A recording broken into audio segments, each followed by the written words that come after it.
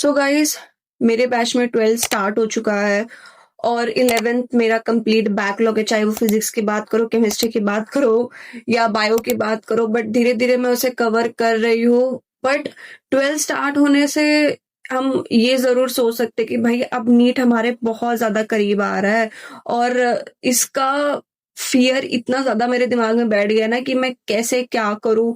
और दिसंबर तक मुझे एनी हाउ अपना 11 कंप्लीट करना ही है, क्योंकि मैं शायद अगर ये नेक्स्ट ईयर मेरा बैकलॉग जाएगा ना तो मैं पागल हो जाऊंगी पूरी तरीके से। और आई थिंक ये 12 स्टार्ट होने का मतलब ये था कि ये हमारे लिए एक वेकअप कॉल था कि भाई जो भी है अब आपका बैकलॉग है, कुछ भी है, मस्ती कर रहे हो, मजाक कर रहे हो, कुछ भी है, उसको हटाओ और अपनी पढ़ाई अच्छे से शुरू कर दो। बिकॉज मेरा तो 11th बैकलॉग है बट उसको मैं धीरे धीरे कवर कर रही हूँ। बहुत से लोग इस टाइम पे ये सोचेंगे कि हम 11th छोड़ देते हैं और अगर 12th हमारे बैच में स्टार्ट हो चुका है तो हम उसको 12th को अच्छे से पढ़ेंगे। बट आप पढ़ोगे कैसे भाई? 11th हमारा बेस होता है, बट अगर आपको बेस नहीं आएगा तो आपको 12th कुछ भी समझ नहीं आएगा आपको कि 12th में चल क्या रहा है। तो इसीलिए आपको 11th साइड बाय साइड तो लेके चलना ही पड़ेगा, कैसे भी करके। आप कुछ भी करो, चाहे रात में जागो, कुछ भी करो, एंड करना पड़ेगा कंप्लीट। जिस तरीके से मैं तो फिलहाल अपना टारगेट बना चुकी हूँ कि मुझे इस दिन ये चैप्टर कंप्लीट करना है, मैं उसके अकॉर्डिंग चल रही हूँ। बट फिलहाल तो मैं फिजिकल केमिस्ट्री अपना कंप्लीट कर रही हूँ बिकॉज इस महीने का टारगेट मेरा फिजिकल केमिस्ट्री है। और देखो, आप अगर सोच रहे हो कि भाई 11th छोड़ देते, मत छोड़ो यार। क्या पता 2026 में 11th का पोर्शन आपका 60-70% आ जाएगा तो आप क्या करोगे? इसलिए भाई छोड़ना तो कुछ भी नहीं है, धीरे धीरे करना तो सब कुछ है। और देखो, डर तो लग रहा है, मुझे खुद बहुत ज्यादा डर लग रहा है, क्योंकि भाई जहां पे 11th कुछ नहीं हुआ है और 12th स्टार्ट हो चुका है और हर संडे टेस्ट मैं दे नहीं पा रही हूँ। मुझे तो कुछ समझ में नहीं आ रहा, टेंशन अलग सी हो रही है। बट हाँ, ये है कि मैंने सोचा कि मैं जब कंप्लीट कर लूंगी अपना अच्छे से तो मैं दिसंबर के बाद से अपना पेपर देना शुरू कर दूंगी। क्योंकि देखो, दो क्राइटेरिया होता है कि आप फायदा क्या है। अगर आपको सिलेबस कवर नहीं है, आपको उसके बारे में कुछ नॉलेज नहीं है, तो आप टेस्ट दे के क्या करोगे? बहुत से लोग कहेंगे कि भाई टेस्ट दो, छोड़ो मत। पर जब कुछ आता ही नहीं है तो क्या दोगे आप?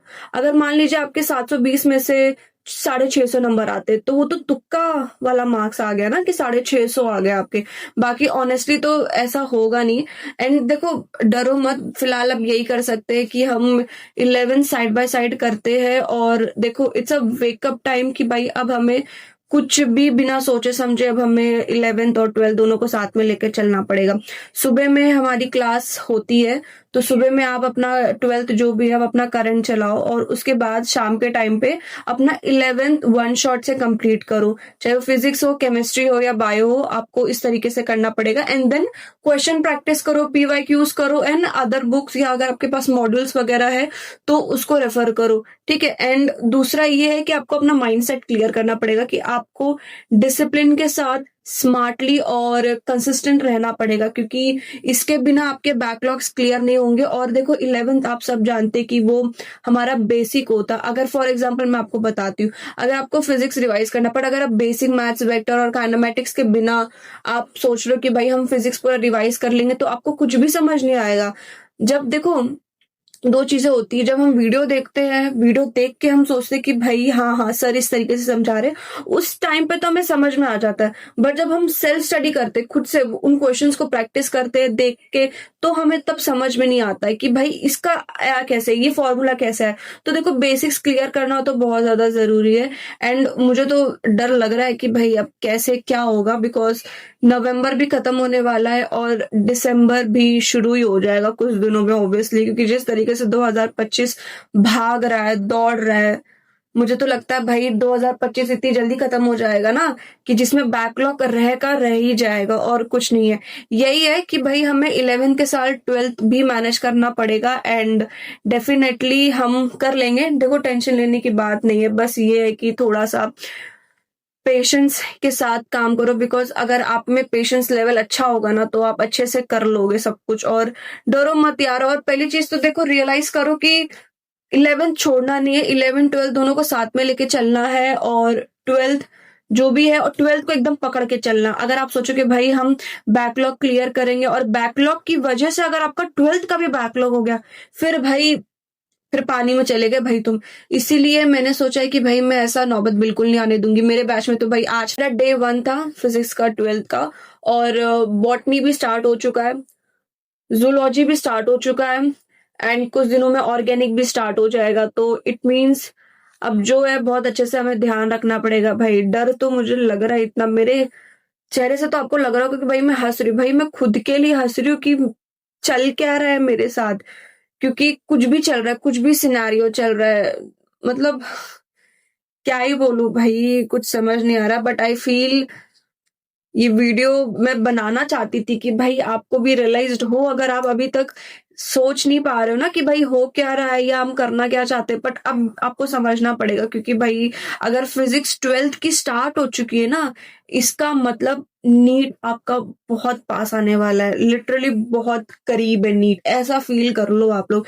क्योंकि देखा जाए फिजिक्स में अगर हम बात करें, बहुत छोटे छोटे चैप्टर्स है, स्टार्टिंग के 3 चैप्टर को छोड़ के जितने भी चैप्टर्स है सब वो 3-4 लेक्चर में कवर हो जाएंगे, बिल्कुल कवर हो जाएंगे। और जब आपका करंट करंट वाला चैप्टर जब आपका खत्म होगा ना, उसके बाद आप आग बंद करोगे 2 चैप्टर कंप्लीट, आग बंद करोगे फिर 1 चैप्टर कंप्लीट, इस तरीके से कंप्लीट होता चला जाएगा। बिकॉज करंट इलेक्ट्रिसिटी के बाद के जितने भी चैप्टर्स है वो सब बहुत छोटे छोटे हैं।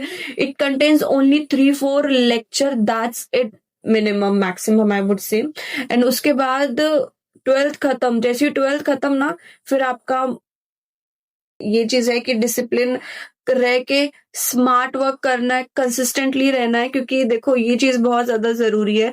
और ऑब्वियसली आज जो बहुत ज्यादा परेशान है, तो मैं तो उनसे कहूंगी कि भाई परेशान मत हो। पहले चीज तो आप स्ट्रैटेजी बनाओ कि आप किस तरीके से उसको काम करोगे, ठीक है। और किस किस दिन आप कौन सा चैप्टर कंप्लीट करोगे वो भी लिखो, बिकॉज ये बहुत ज्यादा जरूरी है।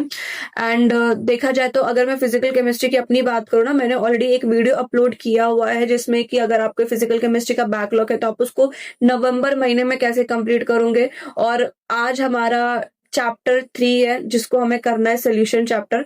अभी तक जो भी इसको फॉलो कर रहा होगा, आपका मोल कॉन्सेप्ट, आपका रिडॉक्स कंप्लीट हो गया होगा। जहां पे आप एक चैप्टर नहीं कंप्लीट कर पा रहे थे ना, वहां पे आपने 2 चैप्टर कंप्लीट कर लिया, और आज और कल हमें सोल्यूशन को देना है।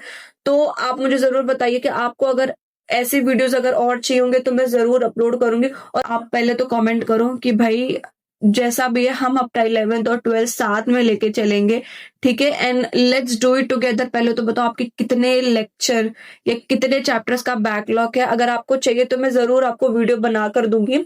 एंड हाँ, मैं एक चीज सोच रही थी कि मैं बायो के लिए जो स्ट्रैटेजी बना रही हूँ दिसंबर के लिए, ठीक है, तो मैं तो अपने लिए 11th एंड 12th दोनों बना रही थी, और मैं सोच रही थी कि मैं इसको रिकॉर्ड करूंगी। तो आपको क्या चाहिए, मतलब 11th बायो का चाहिए, 12th बायो के लिए चाहिए, या 11th एंड 12th दोनों ही मतलब क्लास का आपको चाहिए बायो, तो जरूर बताना। तो मैं उसके अकॉर्डिंग वीडियो बना के अपलोड कर दूंगी बिफोर दिसंबर।